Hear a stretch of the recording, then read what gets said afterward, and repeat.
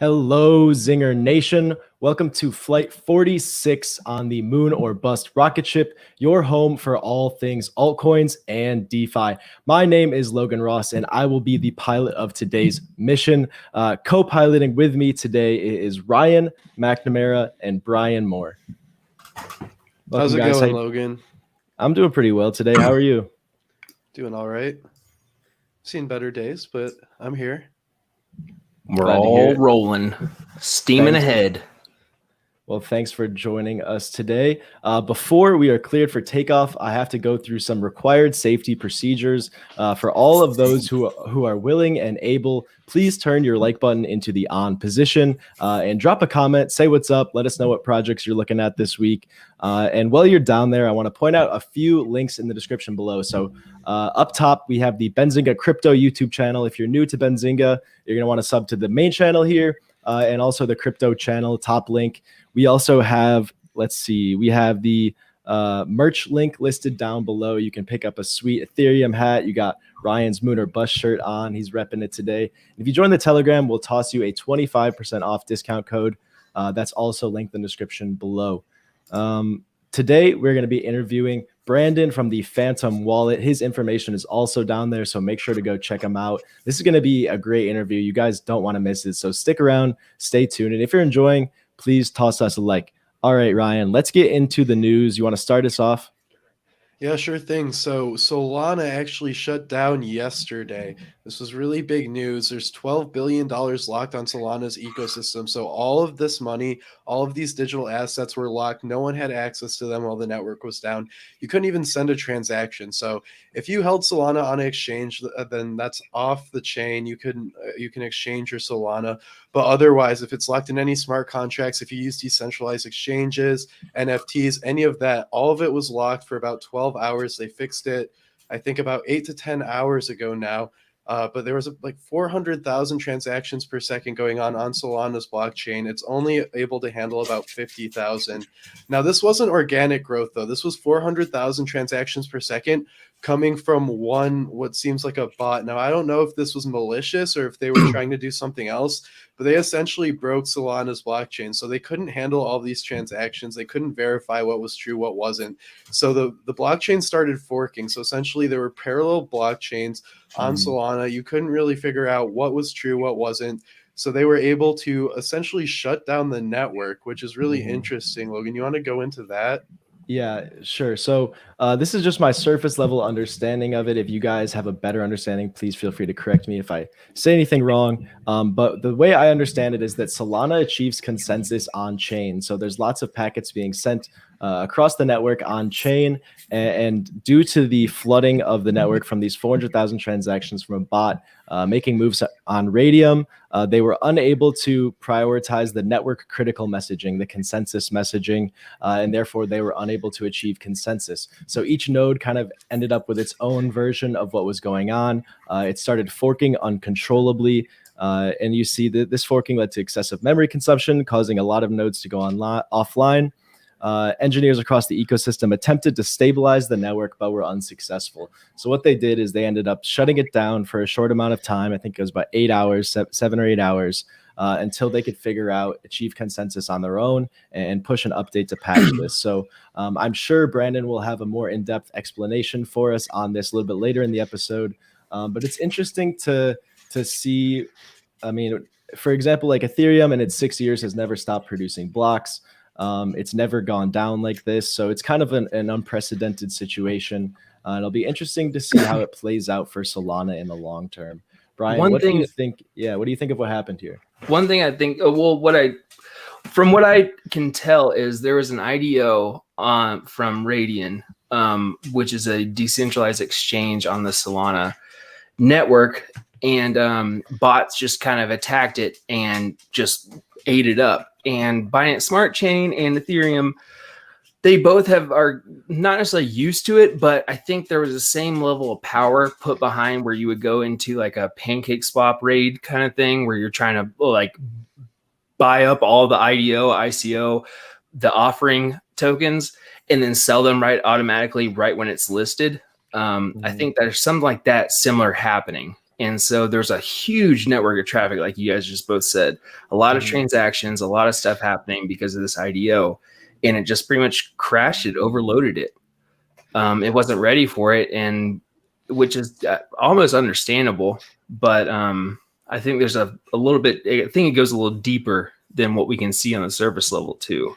Yeah, and the key difference here is that the Solana achieves consensus on chain, right? Whereas Ethereum, these other blockchains, don't do that. They figure it out like independently, and then they produce the proof on chain. So they don't have the requirement of these packets getting across during each block. So yeah, it's interesting to see what happens. If I wanted to try and send 400,000 transactions per second on Ethereum, I mean, it just wouldn't happen. And you wouldn't be able to afford, like, it wouldn't affect the network like it does with Solana, which is interesting because even though Ethereum can produce about 15 to 30 transactions per second, something like this just wouldn't happen with Ethereum. And it's also interesting to see that they were able to take the network down. Like Logan said, the Ethereum's been up for 6 years. It's never been down. It's had 100% runtime. So it's going to be interesting to see whether some of these networks go down in the future just temporarily to fix things when they come up like this. But it's definitely interesting to see. I guess it kind of shows that decentralization does matter to a degree. I mean, if Solana were more decentralized, then it would probably be harder to actually take the network down, from my understanding. Would you say that that's accurate? Yeah. And one thing to add, it looks like the Grape protocol was the one that kind of brought it down. They were an IDO on Radium, which is a great protocol. The Grape protocol is a toolkit for Solana DeFi. So it just kind of like, can they scale to the point of Ethereum? I think this kind of shows that, they're willing and ready to make it all happen. It's just everyone's learning right now. Well, do you guys think that this is going to stunt Solana's growth, especially in the ecosystem? Because if I were in the ecosystem, which I have a few tokens, but I don't use Solana's ecosystem, but if I did, and then I saw my assets get locked up and the network go down where I couldn't do anything with my cryptocurrency on Solana, I mean, that would personally scare me a lot, and I would deter me from using the network in the future. I don't think so. I mean, we've seen in crypto time and time again, no one gives a crap if things go down, if things do this or that. People are still be bullish. I mean, look at all these shit coins that have these huge backing, like Twitter following and everything, like everything else. And then you see like, man, this token doesn't do anything, but people are diehard against it. I don't really think it's going to really change anything. Hopefully it just makes it better and stronger. Yeah, I think they'll learn a lot from this example. And we saw the price of Solana wasn't too much affected by this as much as I might have expected going into this. So it looks like the community is still on board. They're hoping for the best, and hopefully this will end up being a good thing long term. Let's talk about the OpenSea news. Okay, let me pull it up here. I have to share my screen one more time because my Chrome crashed. This is the controversy with Nathan Head, right? Something like, is Nathan something? Nate C, something. I think. Product manager at OpenSea, though, front running the system, trying to make some quick NFT profits from what it looks like. So crypto Twitter user Zuwu made a tweet last night saying, "Hey OpenSea, why does it appear that Nate Chastain, who's the head of product at OpenSea, has a few secret wallets that appears to front run the front page NFT listings before they go on sale for the public, and then he'll sell them for a profit and then tumble that ETH back onto his main wallet." They provided lots of examples here. With transaction hashes. I mean, it's all public. It's all on chain. This guy wasn't even really trying to hide it. So OpenSea issued a response a couple hours ago, earlier this morning. They learned that their employees were doing this, and they said it's disappointing. OpenSea members aren't allowed to do this. And okay, thanks, bye. That's basically it. So I don't know if people are going to be okay with how they handled this situation. It's certainly an interesting one, though. Like, It seemed like he knew he was doing something wrong, though. He did try to mask it a little bit by using a different Ethereum wallet and then sending his profits to his actual Ethereum wallet that has his punk in it. So I think he knew he was doing something fishy. There's also the argument that would say we don't know the policy that the employees have. We don't. I mean, there's no regulation in the NFT crypto market. There's a lot of things to say about this, and it's like, did he really do anything wrong, or was he just not really thinking and thought it was he could just take advantage of a situation, but it not being a legal act or malicious act, just optimizing on or taking advantage of he has access to all these things.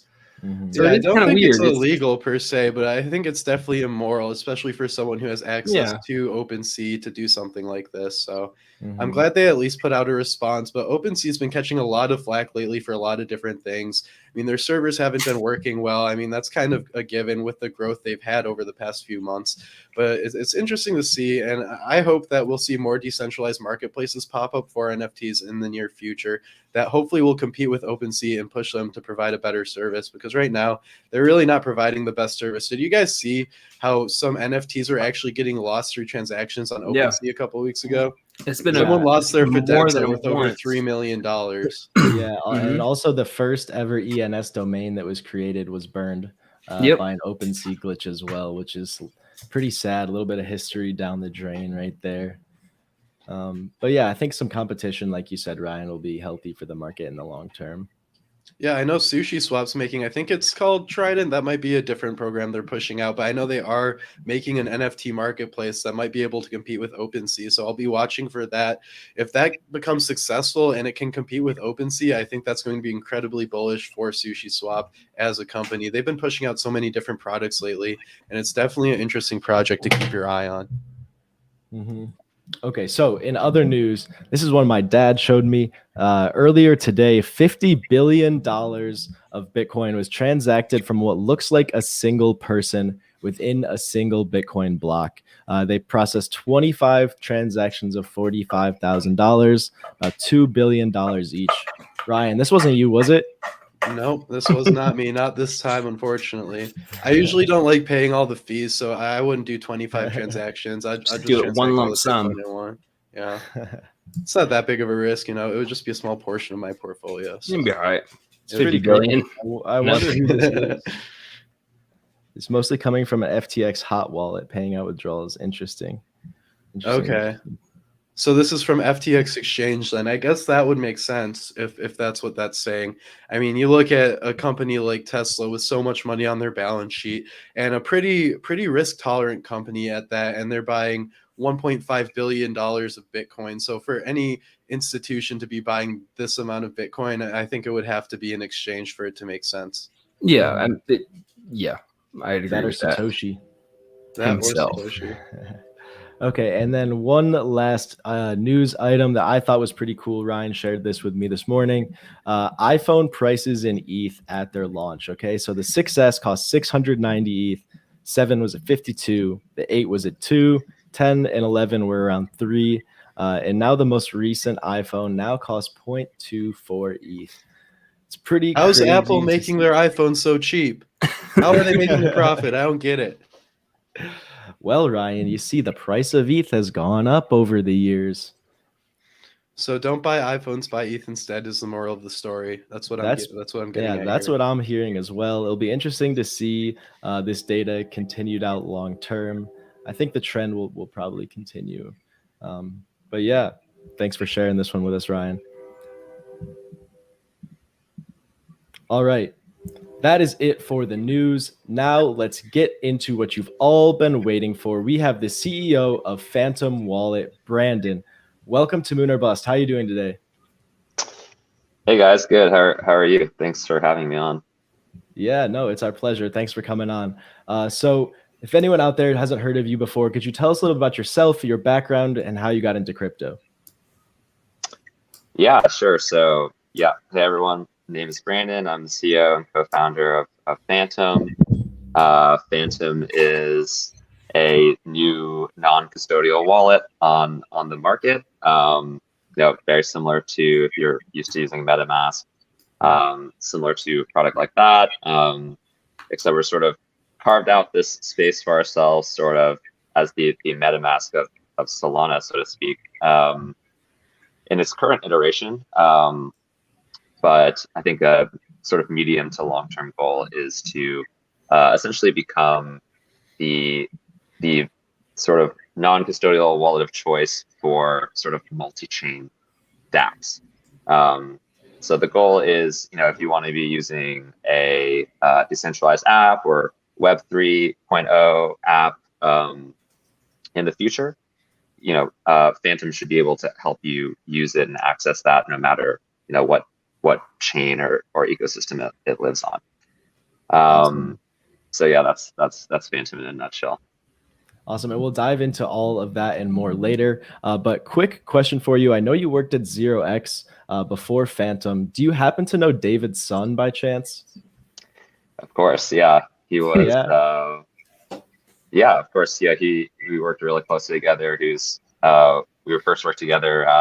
He was an intern in 2019, I believe, summer of 2019.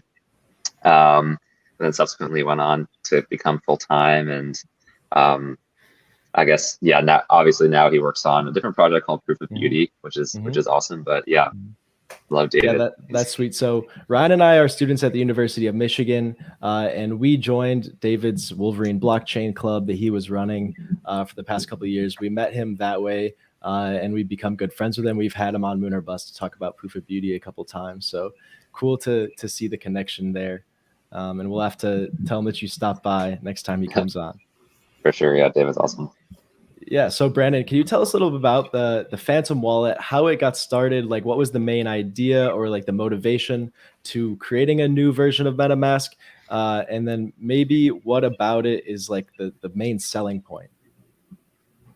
Sure. Yeah. So like you mentioned, so I got my start in crypto, working at 0x, sort of joined the space back in 2017, sort of the last sort of big hype cycle. And yeah, basically we were so it's 3 co-founders, all of us have been working at 0x. And basically, at that time, things were a lot different. So people are still trying to figure out what blockchains are good for. I think people are still trying to figure that out, but their terminology like NFTs or DeFi like wasn't even like a thing. And so we were all kind of back then sort of like working on our slice of the sort of Web 3.0 infrastructure and sort of building everything up together with sort of like as a whole ecosystem. And so we did sort of this deep dive on decentralized exchange as part of that ecosystem. And then there's other players like MetaMask working on the wallet side of things and et cetera. And yeah, so we had a lot of experience building pretty widely used dApps. So we had experience building this product called Matcha.xyz, which is like a DEX aggregator product on Ethereum, as well as personally I was responsible for 0x API, which is the backend for Matcha and also powers a lot of sort of swap products across DeFi. And yeah, over time, I think we basically became power users of MetaMask, not only from the consumer side, but actually also from the developer side. And we just sort of accumulated sort of a wish list of items that we kind of wanted to see in a wallet, and decided that, hey, we have a lot of experience with dApps and decentralized technology under our belt. Why don't we sort of have our crack at it? So that's sort of one motivating factor, and the second motivating factor was that we saw that there was this sort of impending multi-chain world coming, and I think no matter where you lie on the sort of sort of crypto tribalism spectrum, so even if you are like total ETH maximalist, I think everyone can agree that the future is going to be some sort of multi-network. world. So even if like you're going between Ethereum and Polygon, or Ethereum and Optimism, or Ethereum and Solana, from a UX perspective and sort of ergonomics perspective, the experience is actually very similar for users. And basically, there's going to be this world where people are frequently crossing bridges and using different applications, and they may or may not know how those applications are implemented underneath. That's going to pose a lot of challenges for users and user experience, and we thought a lot of those problems were best suited to be solved in the wallet specifically. And so sort of those two things combined gave us enough conviction to sort of take the project full time. That's awesome. So your Series A funding round was led by Andreessen Horowitz and A16Z. What do you think most interested them in your project, and how has it been working with them? Yeah, no, A16Z has been awesome. Why did they take interest? So I think they also realized that the wallet is a very key part of the whole Web 3.0 stack. It's basically the initial touch point for a new user who's coming on, who's using these things for the first time. And their experience with Ethereum or Solana or what have you is essentially one and the same as their experience onboarding to this wallet and using it. And so it actually doesn't really matter how fancy or awesome the technology is underneath. If someone's first impression and touch point is poor, it really is a really big detriment to their entire experience. And so I think A16Z also knew that, realized that, and understood that investing in growing a quality wallet product would act as a sort of force multiplier for the entire space. Fascinating. Are they pretty active in developing Phantom Wallet with you guys, or are they more passive investors? Yeah, well, I mean, in development specifically, that's totally on us. But In business development as well. Yeah, well, yeah. So basically, I think their involvement in the company also kind of depends on what stage that company's in, and where it's at. For us, we're a lot earlier on in our journey. We're just sort of laying the foundation for what we want to do in the future. Where they have been really helpful for us is a sort of as a company spins up, there's a lot of random stuff to do, especially like on the operational side of things. So a lot of stuff related to hiring. And I think it's a huge rabbit hole that you just kind of uncover more and more as you go along, especially in this remote environment, also with COVID and all of that. So they've been really awesome in really helping on sort of the people operations side of things. So they're sort of like an operational team in a box, so to speak. Okay. So helping with recruiting, helping with forming offers for candidates and stuff like that. They've been really helpful. In the future, I'm sure on the BD side and sort of when it's time to really put the fuel on the fire, they're going to be really helpful as well. That's really cool. So I want to touch on a couple features of Phantom Wallet. So aside from sending and receiving cryptocurrency, you can also swap and stake cryptocurrency directly from the Phantom Wallet. So how do these functions work? Do you have your own automated market maker within the wallet, or are you integrated with a DEX on Solana? How does that work? Yeah, for the swapper specifically, in its current iteration, we are basically plugging into AMMs that exist on Solana already. So, for example, Radium. We are planning on sort of adding other liquidity sources as well, so that the swapper will sort of scan for the best price available and deliver that to you. But yeah, we don't have our own proprietary AMM or anything like that. So it's kind of like Matcha in that way, right? Yes, similar. It's definitely a bit more primitive at the moment. But but yeah, it's similar. Yeah. And you see the same thing with MetaMask. I think they aggregate through a few different dexes now, but I'm pretty sure they started with just one. So that seems pretty typical. So my follow-up to that is, how does Phantom Wallet actually make money? Are you guys making money right now, or is that something you're going to think about after you get more users?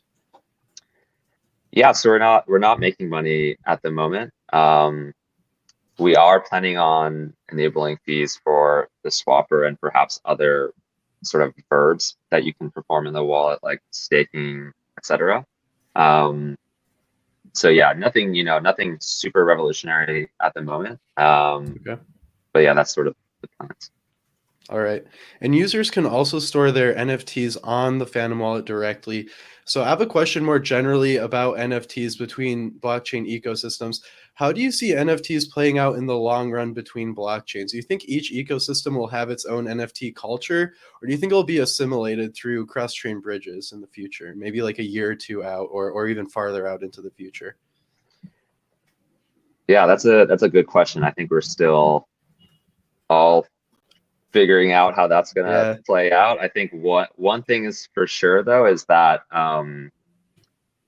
interacting with NFTs on Ethereum is extremely expensive, and prices out the vast majority of people like on this earth. Like forget like other countries, like even within the US, it could be like interacting with OpenSea could be equivalent to like someone's take home for that day or something like that. Yeah.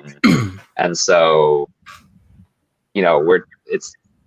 the current system is definitely going to evolve because there is sort of DeFi and those types of products, I think, have been sort of limited in the number of sort of like the addressable market that they can reach, and has typically catered more towards pretty technical advanced users of Ethereum or sort of like prosumer type people.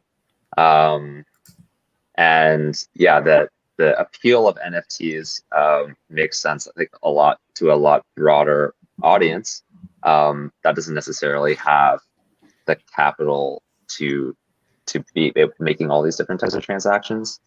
Anyway, so all that is to say that NFTs are there's definitely more to be unlocked there with sort of like a faster and cheaper solution. How that's actually going to play out sort of in this multi-chain universe, I think we'll see. Right now there are sort of different camps or cultures on different chains, but I think you may see more of like, hey, and this is not saying that this is just purely example, but you might see more of like saying like the Bored Ape guys may be like, oh, let's launch something like a different set on Solana or something like that, and make it more of like the Solana flavor, so to speak, versus maybe like a bridging the existing collection. Could see that happening. There's not that much bridging of NFTs going on really right now, but I think, yeah, the from a technology standpoint, I think it's also just been pretty nascent, I guess. So yeah. There's not much reason to really bridge an NFT at this point. It's not like you're really transacting the NFT much. People are buying them to collect, hold, and then sell for a profit usually. So, I mean, that makes sense. One thing I've said on the show before is, I see Solana having flagship, maybe blockchain play to earn games on it because of its high throughput. So, like, for example, Star Atlas could do really well on Solana's blockchain. That's something that's not really possible for the current state of Ethereum. So I could see maybe like different types of NFTs even becoming more popular, like the flagship gaming NFTs and the flagship games on blockchains could be on a higher throughput network like Solana. And then maybe these blue chip NFTs that we've seen come out like years ago, like CryptoPunks, will probably be staying on Ethereum's network, just because I think there is probably some inherent value of having the original token and not wrapping it or bridging it onto another chain. Totally. Yeah, we're still like in this pretty big experimentation phase. Totally. A lot of shifting sands. So yeah, excited to see how that all pans out. So Brandon, my next question is actually about the Solana ecosystem as a whole. Do you have any projects you're specifically excited about right now within Solana that you've seen maybe gain traction over the past few weeks while Solana's been, growing so much? Yeah, that's a good question. I've actually been really like pleasantly surprised and of like the quality of the DeFi projects on Solana. And so yeah, there's sort of a number of them that sort of um, bring a lot of like really awesome like product and UX to the table, especially and then combine that with sort of like the fast and cheap transactions. It actually is like kind of pretty transformative experience. So a couple that come to mind: Saber, Mango Markets, Radium. I think all those guys are doing a really good job.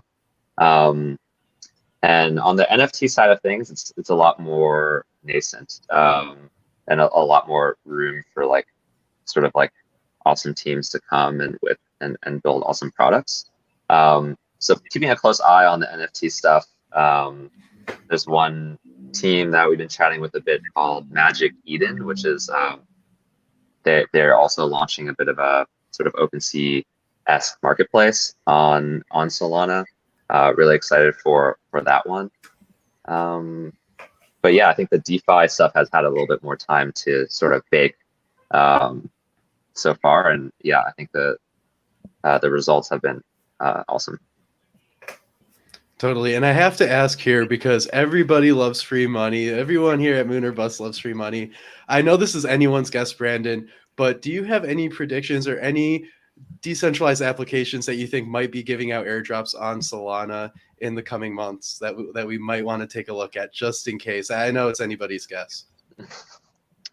I honestly, I don't no idea. know. Okay. I mean, I think any of them that have not done it yet is probably up for grabs. And yeah, it has been a common thing on Ethereum. So I'd have to suspect that anyone who hasn't done it yet like is up for grabs. Totally. Okay, so let's just interact with as many applications on Solana as we possibly can. Every application we interact with, it ups our odds a little bit for an airdrop. So that probably is the move there. It's hard to tell which companies are actually going to be giving a decent sized airdrop to wallets that are connected to their applications. But I just had to ask that one, Brandon. On another note, I see Phantom is hiring an iOS developer. Are you guys planning on making a mobile app, and will there be any cool features on the mobile app that are different from the mobile or the desktop wallet that you guys have right now? Yeah, that's a good question. So yeah, we're definitely developing mobile apps. We have pretty much built out the team that we think is going to be doing it. And yeah, we're planning on having something for people to play with before the end of the year. So yeah, we know sort of what I was alluding to earlier. Our sort of medium to long term vision is, if anyone wants to be able to use decentralized application, their first inclination should be to sort of download Phantom to do that. And to actually achieve that means meeting users where they are, no matter where they are. And so that means like having a sort of full suite of clients available for people. So yeah, definitely planning on doing mobile apps.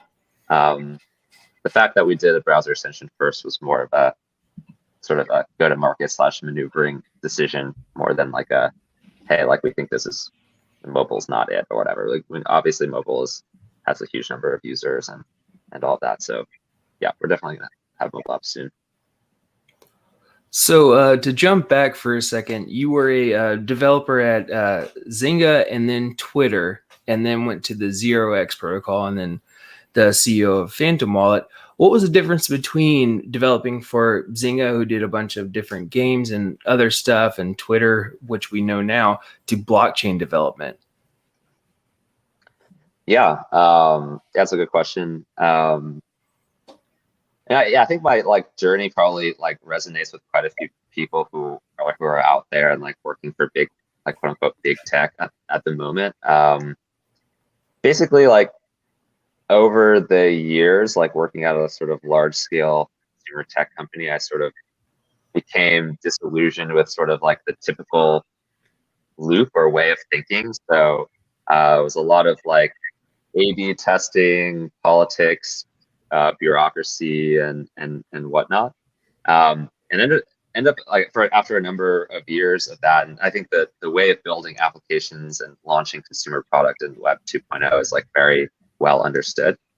And yeah, after sort of discovering Ethereum in 2017, yeah, it was sort of like really awesome new way of thinking how to build applications. Like there's not a typical email and password sign in.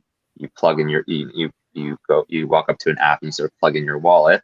That's sort of a new thing. The fact that the databases that sort of back these applications are typically, in Twitter and Zynga, like you mentioned, like typically these are like giant private closed off databases, and in this new world, they're actually these like completely open databases. And that's like a huge paradigm shift as well, because not only does it promote sort of this sort of composability and sort of like remixing of different types of applications and stuff, it also provides all these like really awesome properties like transparency and all of that for consumers. So yeah, I know it's been really awesome just to have sort of this entirely new paradigm to think about. But it's a lot more nascent. So there's a lot of things that people are still trying to solve and figure out. The tooling is not as advanced or as well understood. So sort of a blessing and a curse. So one, it's like really cool to be part of like this really sort of dynamic and shifting environment and be able to contribute and sort of to the invention of like sort of these new patterns. But at the same time, there's a lot of, there's not like no code solutions or something for like someone to walk up and like build like a little DApp or something like that yet. So there's a lot of rolling up your sleeves and like doing a lot of sort of dirty work, I guess. Trying to figure it out. Yeah.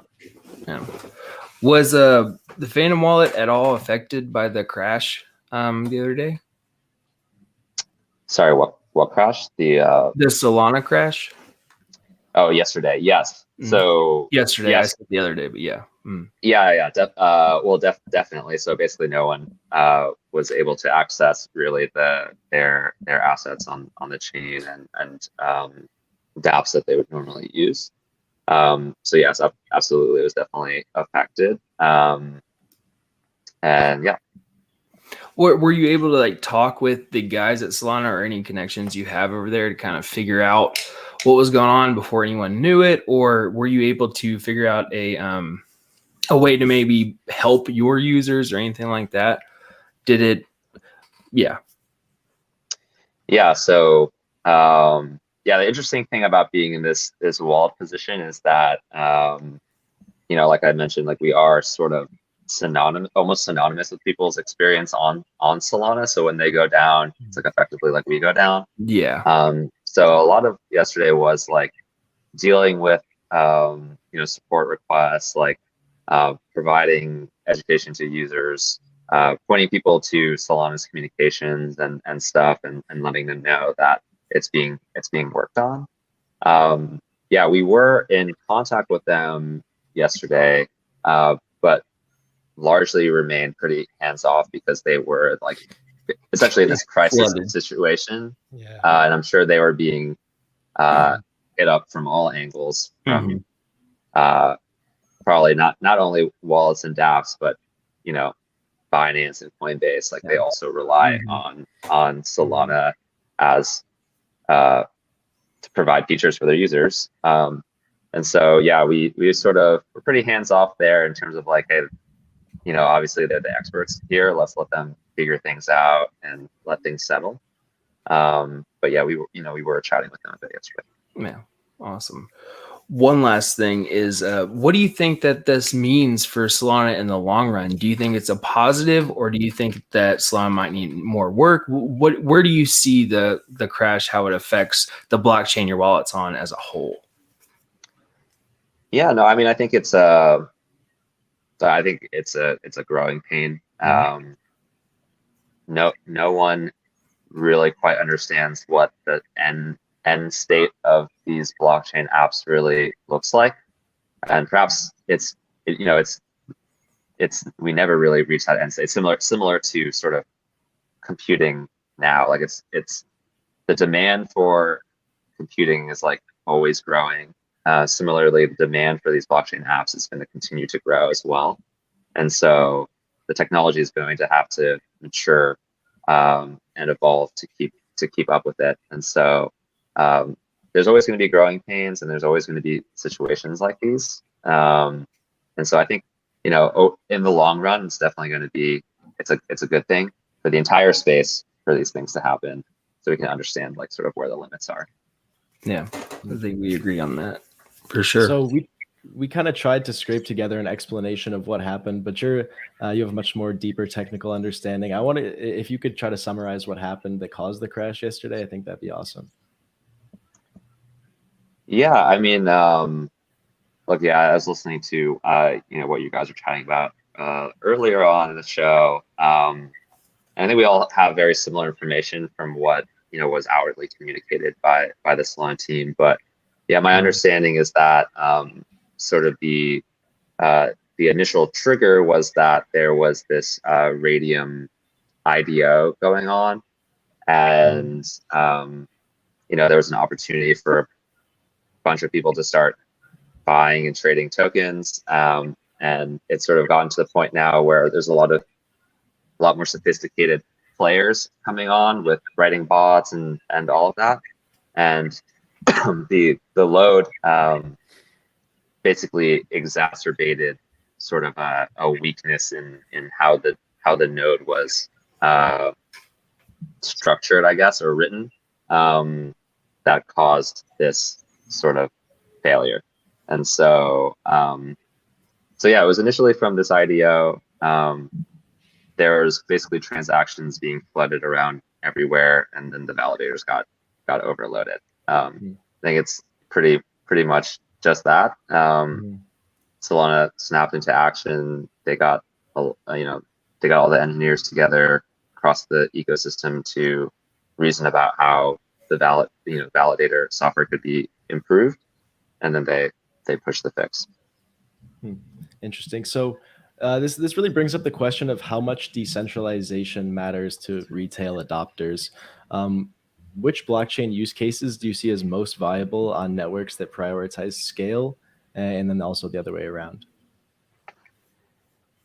Yeah, I mean, that's a good question. I mean, it's definitely, and it kind of goes back to this fact that we don't know exactly what the end state of all of this looks like, and people are dreaming up like all these different types of applications. So if you're transacting $45 billion or whatever, like on Bitcoin, or $2 billion per transaction on Bitcoin, like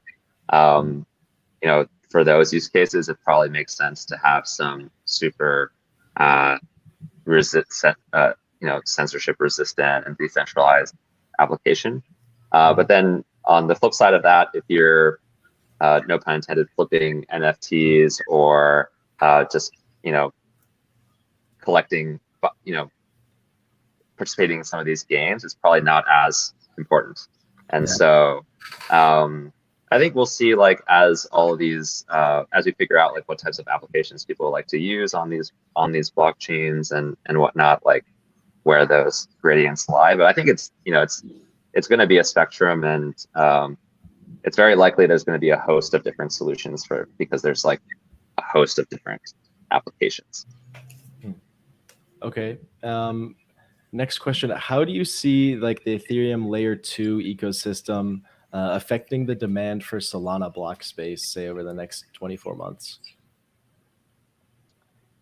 Yeah, that's a good question. I think there is definitely room for everyone. I think the fact that we see gas prices so high on Ethereum is sort of a direct result of the demand for blockchains being so, and block space being so high. I think that demand is going to keep going up as more applications become popular, and as it becomes easier for people to start using these applications. So I think that they're all going to coexist for a while, or at least the foreseeable future, because still, even now, the number of users using these things is a small fraction of what you would expect from someone from like a Twitter or a Facebook type user base. Right. All right, cool. So what's next for Phantom? You got any exciting plans coming up? Yeah, so we have a couple main things that we're focusing on for the rest of this year. So one is to continue to sort of innovate and push the Solana experience on Solana forward. And so there's a lot of new apps coming out and all of that. And we want to be like really awesome stewards for the ecosystem there. That's one of our main priorities. Second thing is actually integrating Ethereum into the wallet. That's going to be really cool because that's going to be our first foray into being sort of this single chain wallet, and then now into a multi-chain wallet. So that's going to be really cool. And obviously, we come from the Ethereum space, so that's sort of our bread and butter as well. And then, lastly, like we talked about earlier, mobile apps as well. So that's sort of like what's going to carry us to the end of this year. Very cool. Love to hear it. Well, Brandon, thank you so much for giving us your time today. Before we wrap up, I just want to give you the floor. If there's anything else you want to talk about, mention, any shout outs you want to give, now's your chance. Yeah. I just want to shout out the whole, Solana community and the foundation as well. I know, basically it's been a pretty tough, honestly, month and a half with just like all of the newfound interest and demand. It's not easy to keep up with these things. And there are a lot of people like putting in many days and nights to keep this stuff going. And the builders there are really awesome and all of that. So I just wanted to give them a shout out and be nice to them on the internet. Good. People aren't nice to us on the internet. Sometimes they are, sometimes they aren't. All right, Brandon, thanks so much for your time. Nice talking to you. Hope to see you again soon. Yeah, thanks guys. Take it easy. Thanks for coming on, man. Yeah, thank you.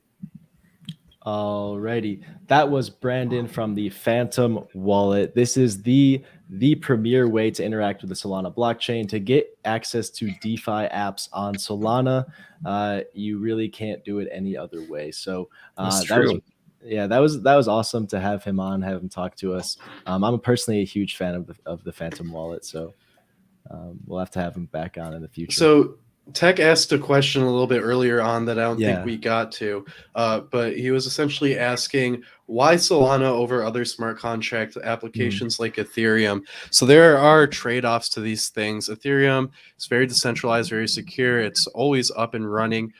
Some of these newer projects, they're all using proof of stake. So that's what Ethereum is transferring to with ETH2, hopefully next year at some point.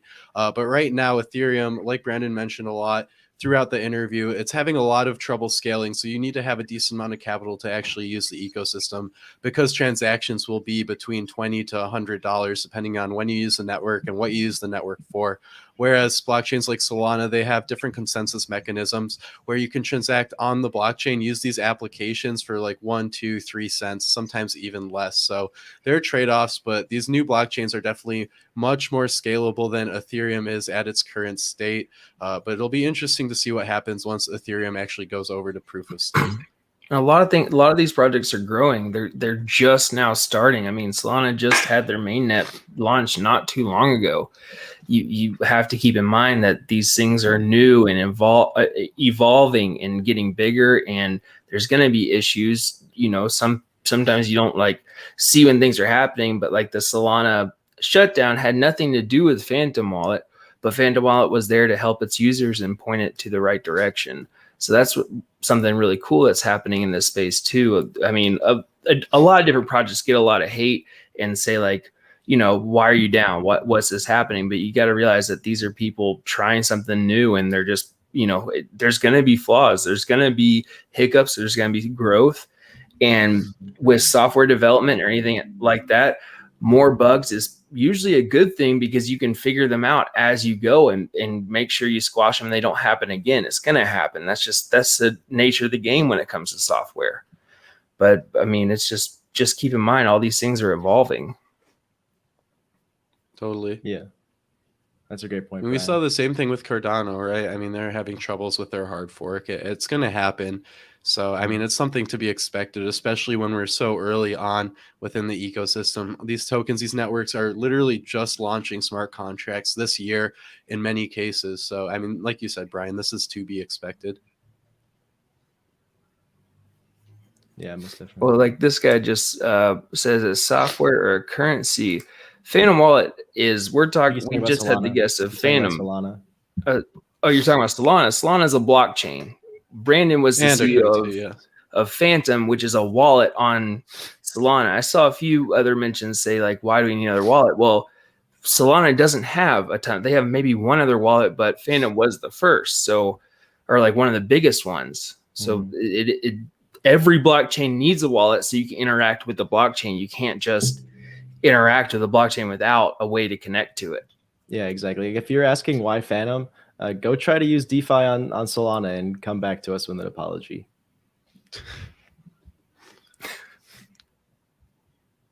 I'm trying to figure out how many validators are actually on Solana. Do you guys know? Because I'm pretty sure it's decently decentralized, definitely much more than Binance Smart Chain on a lot of these other networks. But I know it's not as decentralized as Ethereum, which has over 10,000 nodes running on its network last time I checked. If I had to guess, I'd say probably between 1,000 to 2,000, but don't take my word for it. That's just a guess. Might be less, actually. I'm not seeing anything right now. It's probably a couple hundred. I think I saw like 300 number around there. Well, the chat's pretty active. I think this would be the perfect time to do a little bit of Moon or Bust, my favorite segment on the show. I mean, the show is called Moon or Bust. What the heck are we doing skipping this segment almost every episode? Right. All right. They probably don't even know what Moon or Bust is. I do want to point out, Raul Black said people might be confusing the Phantom Network with the Phantom Wallet, FPM with Phantom Wallet, and that would make sense. Two separate things. The project we just talked to doesn't have a cryptocurrency. They're just a wallet. Like he said, they're not making money. They're doing this for the ecosystem. For y'all. Yeah, keep that in mind. All right. This is Moon or Bust, your favorite segment on Benzinga. What we want you to do is go into the chat, drop the cryptos you're looking at. We'll pull them up and we'll look at the fundamental technical perspectives and we'll give them a Moon or Bust rating, each of us, and we'll achieve consensus that way. All right, so drop them in the chat while I roll the intro.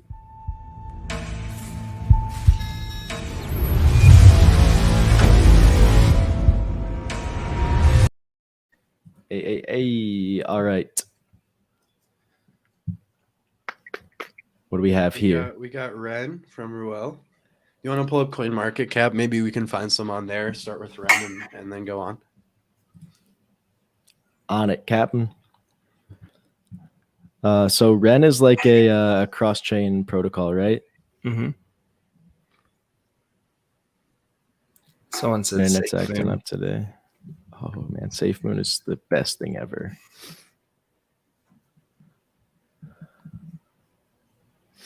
Up 39% today. I wonder if there was news about it. I haven't seen anything about Ren lately, but that's definitely nothing to look away from. 40% over 24 hours. I'll get out of bed for that. I would if I had some in my portfolio. Okay, so Ren is a blockchain interoperability protocol. You can take your Bitcoin, you can take your Ethereum, and you can put them on the Ren chain, and then you can swap between Bitcoin and all these other native chain assets using Ren. The technicals, I mean, they look as solid as can be. They are not yet in price discovery mode, but it looks like they're headed that way. So this is insanely bullish. I might have to pick some up. I'm going to give this one a moon. Yeah, any interoperability project, I think has a lot of room to grow, has a lot of potential in the space, and isn't going anywhere. Because like the past, I don't know, month or so, we've had guests on that talk about interoperability between blockchains. We've had, guests who, the Cosmos Network, who, are building that, and a lot of projects had the IBC protocol, but other ones, I mean, it's going to be eventually, it's all interconnected, this metaverse that every blockchain can talk to itself. So anything that's doing that right now or has a part in that, I think is a huge, huge moon. There's so much potential. Ryan? I agree. I think the fundamentals are there, and I think we're getting pretty close to price discovery mode. It looks like we were sitting right around $1, right above $1 for a while, so there could be some resistance coming up here. I wouldn't call it a buy just yet because we were around this price range for a while when we were at the top of the bull market. But I think that peak up to $1.60, I wouldn't really even call that a resistance. We were there, it looks like, for not even a day, very short. But if we can break past this $1.20 mark, I think it'll be looking good to hopefully break through to new all-time highs. I like that. Still a moon then? I'll give it a moon, yeah. And Ren has a whole lot of stuff to go with it too. I mean, as part of the Polkadot ecosystem, it's got a lot of depth to it. And we could go on and on about it, but pretty much what we all just explained, that interoperability aspect is one of the key factors to seeing this project succeed, and I think it will. All right, we have about 2 more minutes left. Do you want to speed run some of these? Just talk about them. Sure. I'm seeing Tezos by a couple people. Yeah, I'm seeing some Tezos as well. So let's talk about that one. Thanks, John Moore and Tech. So Tezos is another smart contract blockchain. I'm not sure what its specific niche is, but it has been ripping lately. And any of y'all got some insight for me? I mean, again, Tezos is more scalable than Ethereum, but that's just a trade-off that you make for decentralization and security. It's definitely interesting, and there's potentially more room for it to grow than something like Solana or Cardano that are already multi-billion-dollar market cap companies. I'm not really sure how much value is locked in Tezos. I think it is over $1 billion. I was browsing different DeFi ecosystems earlier, so it is picking up traction. But not so much as, say, Solana or Ethereum. But I would say this is a good project to have some of, something that isn't your main part of your portfolio, but something you hold a little bit of, see how it plays out over the long run. Yeah, sure. One big thing to point out too is they have the infrastructure to not have to hard fork as whether it says in Coin Market Cap, but that means you're not going to see that those downtimes or changings happen because of an overload, which is pretty important in now times where everyone's on the blockchain trying to interact with it. Maybe it's just on Ethereum or other places, but that's scale. That's the definition of scalability. You can afford to have these huge influx of transaction users, whatever, and not be worried about downtime or crashing anything. That's a big thing. All right, so it seems like we're all on the same page. Moon for Tezos. It is now 3 o'clock. I'm not sure, producer Rohan, if we have any more time or if there's another show coming up right now. But I'm just going to assume that pre-market prep at the close is starting here at 3 o'clock. So stick around. Unfortunately, there's no more automatic redirect because YouTube it has to get their stuff together. But there will be a link dropped into the chat here so you can hop right into pre-market prep. That is all we have for you today. Really hope you enjoyed. If you did, let us know by smashing the like button and connecting with us on Twitter. Say what's up, and we can get to your moon or busts offline if we didn't get to them today. And Force Fed, I see your comment. That's a very good point. What did he say here? How do we know that Tezos is better scaling than? It's really hard to tell what blockchains are more scalable. You can see on paper what's more scalable, but you really need to see it play out with people actually using the ecosystem. So that's a very good point. Yep. Everyone's either a Bitcoin maxi or fully on Ethereum with just dabbling in all these other chains. You have very small niches that go onto these different blockchains and use them solely. So yeah, we're not going to know yet, but soon. Soon indeed. Soon TM. All right. On that note, thanks for tuning in today. We will see you guys on Friday. Peace.